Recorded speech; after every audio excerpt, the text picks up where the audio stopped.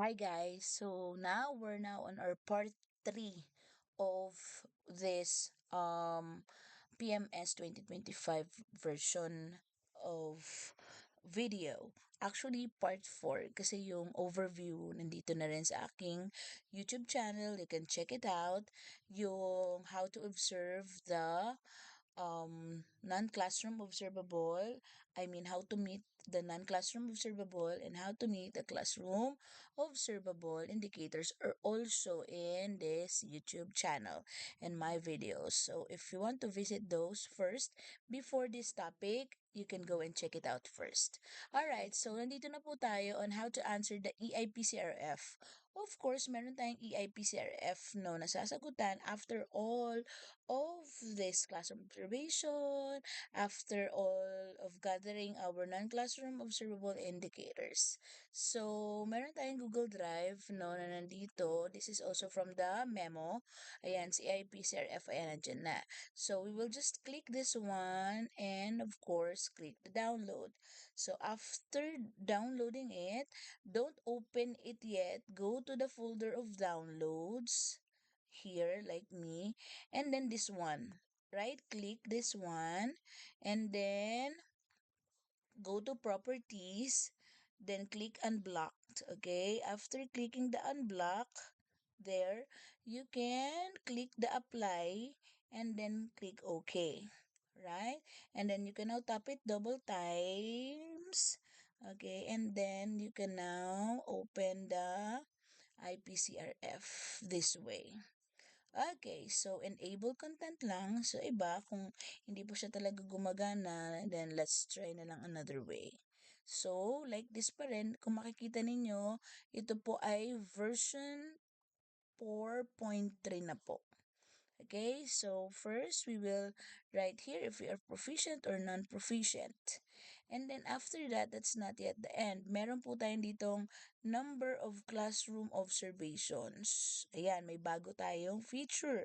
So, wag po natin kakalimutan no, na ito po ay i-click. Ayan, i-click natin ito kasi mamaya during answering all the different na kailangan natin sagutan, pagdating natin sa classroom observation, hindi ito mag-appear na open, no? So, babalik na naman tayo sa simula. Magsasagot na naman tayo, no? So, huwag natin kakalimutan, ilang classroom observation meron tayo. Kung 1 lang, go sa 1. Kung dalawa yung binigay sa inyo, go sa 2. So, sa amin kasi 1 lang. Then, we can read everything here. Ayan, pwede natin muna pasadahan. Meron ditong proceed, meron din sa taas kanina na proceed, pareho lang sila. Okay, so agree of course dito. And then yun, itatype na natin dito yung mga iba't ibang information natin. So, kagaya ko, nasagutan na namin yan, no? Okay, so, after that, yan, we will go directly to the navigation. Yan. Of AIPCRF. Yun yung unblocking kanina.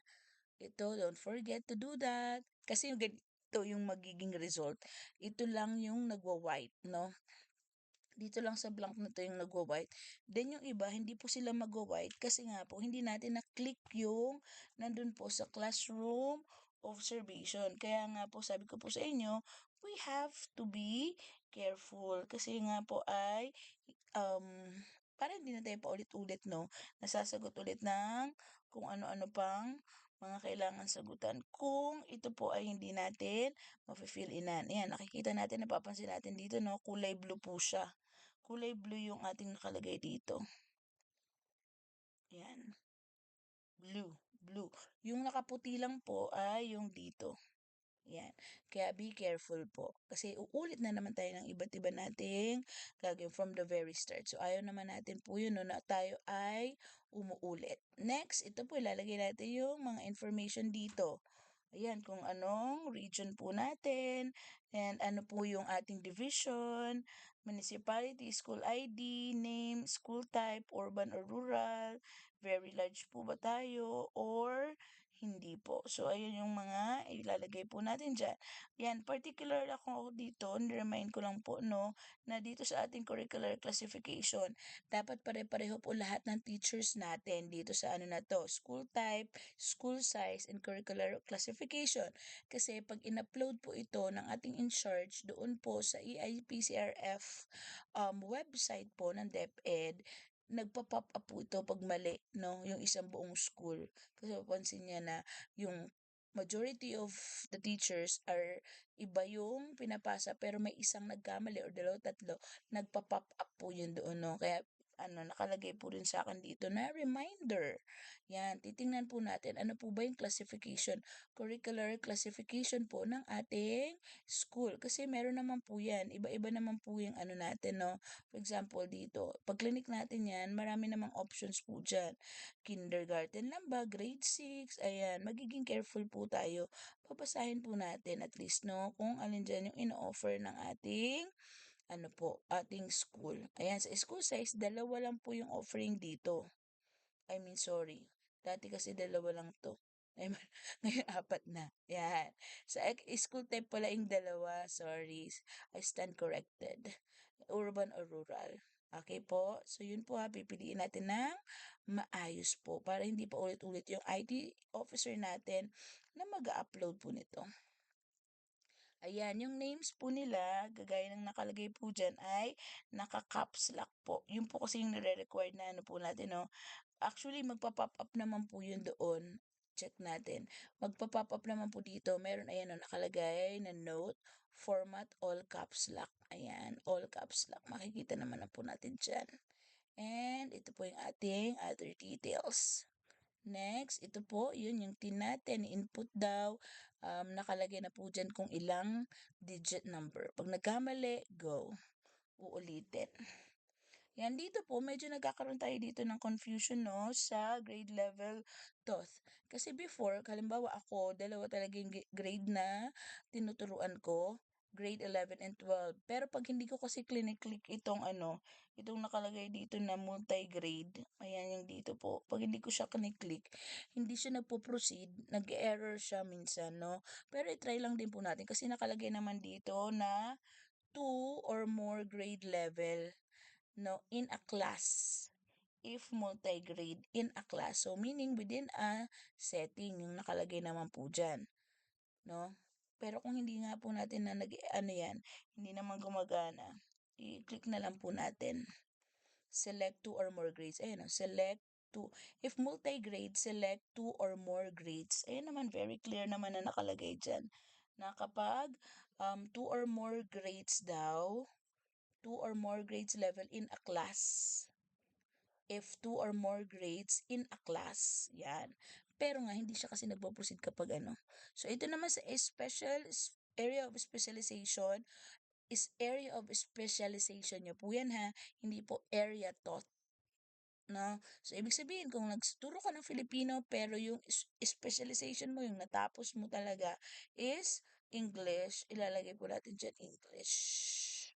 Ito naman po yung rater information. Tandaan po natin, diniscuss natin doon sa ating overview ng PMS. Ang rater natin ito, katulad lang din ng dati, no? Pag teachers 1, yung proficient, itong naka-green, ay head teacher po natin, no? Tapos, andito yung information nila. Kapag ikaw naman po ay highly proficient, master teachers 1 to 4, ang rater po natin ay si school head. Approving authority po natin ng proficient teachers, yung naka-green, ay ang ating principal or school head. Next, sa atin naman pong highly proficient, depende kung sino po yung available. Kung sino po yung pinakamataas na higher office na nakaupo sa ating division. So, sa amin, it's the school's division superintendent. Date of review, depende po yan sa school. Kung ano pong napag-agrihan ng school po ninyo. Pwedeng pare-parehoin nyo na lang po ng proficient and highly proficient. Basta napag-usapan ng school. Next, dito naman po, ngayong school year kasi wala tayong ISAT, no? 2024. Usually kasi talaga ang ISAT is at the first quarter. Kung titingnan natin yung IPMS cycle, nandun siya sa first quarter. Pero ngayon po kasi nasa fourth quarter lang kasi tayo. Kaya yung ating ISAT ay dito na po mismo sa EIPCRF. So sasagutan po natin ito, hindi natin gagayahin yung last ISAT natin. Bakit po? Kasi syempre at least kahit paano nag-improve po tayo. Yan. Dito naman po, kapag nandito na tayo, nasagutan natin yung ISAT, na-click natin yung sa lahat ng ating mga behavioral competencies, automatic po si strengths and need of development needs. Ngayon, dito naman po sa action plan, so sa proficient teachers, pwede tayong makipag-collaborate, makipagkaroon ng discussions, humingi ng tulong sa ating master teachers, sa ating mentors, what to answer on action plan, timeline, and the resources. Sasagutan po natin yan. Yung usual na sinasagot po natin. Ayan, may password tayo ha. Pare-parehuin nyo na lang po sa bawat school ninyo yung magiging password po para iisa lahat. File name, sa amin yung ginawa namin file name is the last name po. Last name yung pinalagay na lang po natin para mabilis, no? Nakalagay po dito yung capital letter ng last name. Yan. Tapos, meron comma, tapos yung first letter.